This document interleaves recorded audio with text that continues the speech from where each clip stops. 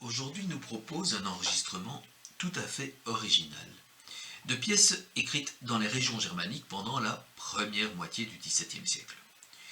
Il s'agit, je vous le rappelle, d'une période particulièrement troublée, particulièrement néfaste à la vie culturelle. C'est en effet le temps de la sanglante guerre de 30 ans. Beaucoup de musiciens sont enrôlés dans les troupes combattantes à tel point qu'il devient quasi impossible de recruter des voix d'hommes. La guerre dévaste donc le pays, les finances sont au plus bas, les chapelles musicales se réduisent comme peau de chagrin.